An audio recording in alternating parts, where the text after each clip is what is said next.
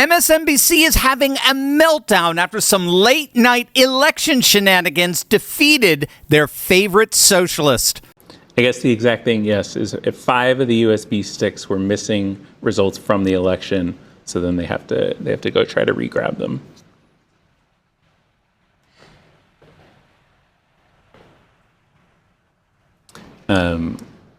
Yeah, and they're all the folks behind the scenes are talking about this as well, so we can also look. It's unfortunate. The folks behind the scenes here, you're saying? Yes. Are how do I ask this artfully?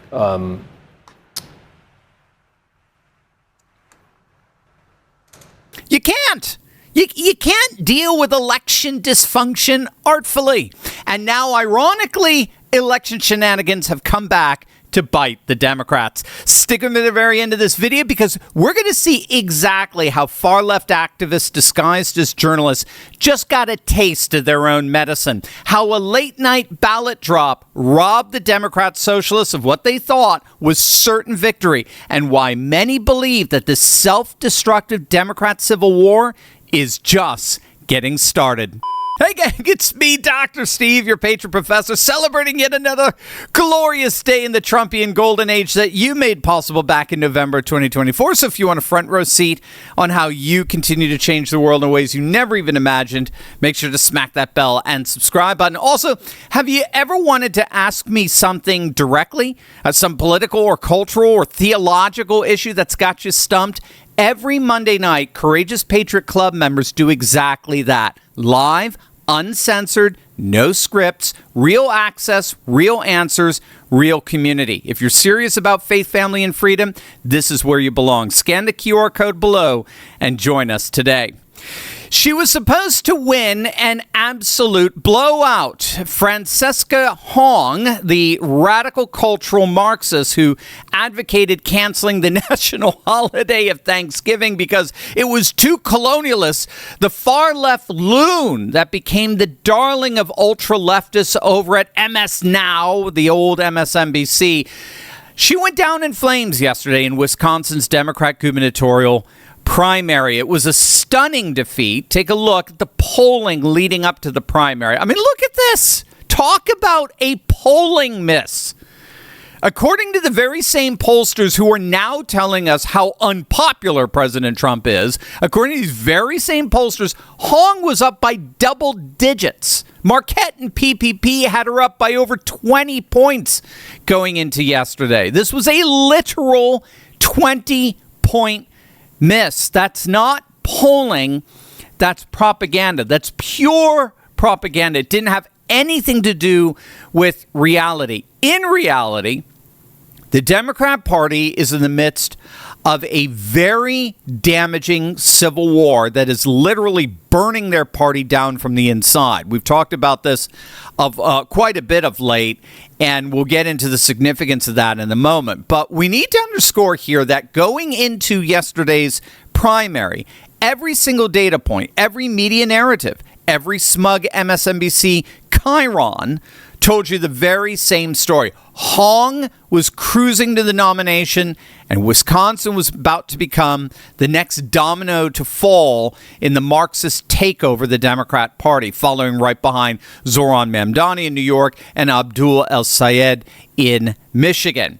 Hong's radical record reads like a DSA fever dream. She's called for defunding and abolishing the police, abolishing ICE altogether, and yes, even abolishing the United States Senate. Her platform included a $20 statewide minimum wage, a moratorium on new data centers, government identification cards for illegal immigrants, and government-run grocery stores. When pressed on the DSA's love affair with public ownership over private companies, the best she should come up with was pointing to the publicly owned Green Bay Packers. In other words, she was all for it. And on top of it all, she even called for the canceling and abolishing of Thanksgiving. Thanksgiving is also a time that's incredibly painful for many people in our communities. And so I think I wanted to make sure that people understood that there are multiple views, but views can evolve. And the position that I'm running for right now, and I think my background as a chef, will actually help me become a better governor that's able to bring more people to the table.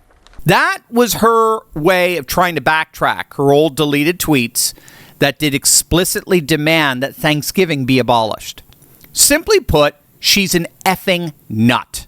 She's a cultural Marxist loon who wants to burn the country down and remake it in her own bizarre, radical, cultural Marxist image, as do all the DSA lunatics. And this is why Democrat strategists, the old establishment Democrats like James Carville, have been flipping out over this DSA taking over the Democrat Party, this hostile takeover. He knows their positions are so extreme that there's simply no way that they can win statewide or national elections. And thus, to the extent that they do take over the Democrat Party, that party will cease to be a viable national party. It will be overwhelmingly rejected by the vast majority of the electorate. And so, establishment Democrats have been getting together to try to figure out how they can thwart this, how they can sabotage this radical extreme wing. And last night, we saw that plan take effect. Now, if you don't know, Hong's Democrat challenger, David Crowley, the Milwaukee County executive, he wasn't even supposed to be in the race yesterday. He wasn't even supposed to be in this primary. He actually suspended his own campaign earlier this year after his fundraising cratered and his poll numbers went nowhere. He endorsed Lieutenant Governor Sarah Rodriguez, but then she had to drop out over a campaign finance scandal. And outgoing Democrat Governor Tony Evers came calling, personally recruiting Crowley back into the race on behalf of the Democrat establishment just 3 weeks before this primary. So this is why both the polling and the pundits thought last night would be a total blowout for the latest DSA darling. And then, late in the night, wouldn't you know it, something happened. No, it wasn't a pipe burst, but close. Something happened that no one on the far left ever expected. The Wisconsin election infrastructure mysteriously fell apart in real time.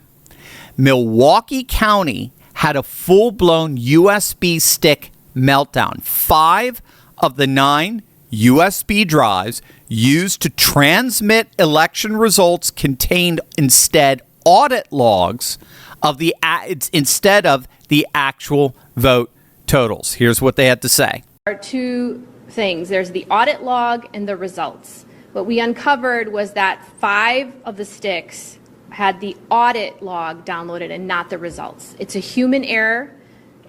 These things can happen. So basically what we need to do is go back to the operations center and we're going to download out of those 5 machines the results and make sure that it's not the audit log. So that mix-up forced officials to drive back to the absentee ballot facilities to re-download everything, impacting an estimated 15,000 ballots. Now, keep in mind, up to that point, Hong was gaining on Crowley. There were these late-night ballot dumps that were all giving her the edge. But then all of a sudden, out of nowhere, these 5 USB sticks that were supposed to have election results suddenly didn't. Instead, they had audit logs, not election results. Again, after these late-night dumps, they got to see how many votes that Hong was getting. And so, after those late-night dumps of ballots that favored Hong, these election officials went back, loaded up the results to those USBs, and the results destroyed every bit of Hong's momentum. And it gave Crowley the win by literally just a few thousand votes. Election dysfunction has come back to bite the Democrats, particularly the Socialist Democrats, and the Socialists are absolutely livid. While Trump unleashes a political reckoning, there is another crisis poisoning every American in some way, shape, or form, even in the comfort of our own homes. I'm talking about the microplastic epidemic. Now, you may have heard about this, but this is pretty shocking stuff. Check this out. White ones, we've got clear ones, Tons of microplastics wash ashore all over the world every day. And now for the first time, scientists in the Netherlands have detected microplastic pollution in human blood.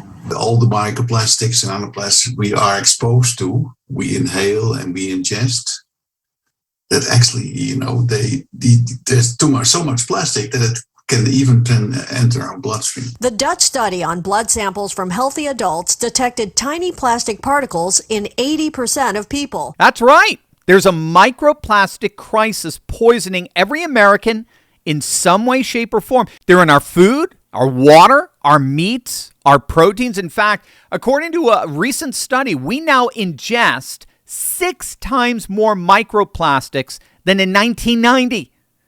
It's wreaking havoc on our health and on our organ functions. And unfortunately, no one is immune from this. But there is an amazing solution. There's a unique bacterial strain found only in kimchi that's been found to effectively degrade microplastics. In fact, traditional kimchi is one of the world's most powerful superfoods. But let's be honest, it's messy, it's strong smelling, and not exactly easy to eat every single day. So that's why our good friends over at Brightcore created Kimchi One. Now you can get all the benefits of premium fermented kimchi in convenient capsule form. No mess, no taste, no hassle. I've been taking Kimchi One every single day for months now, and gang, I love it. Each capsule delivers over 900 probiotic strains, live enzymes, and antioxidants that help restore balance in your gut. People are seeing improvements in digestion, bloating,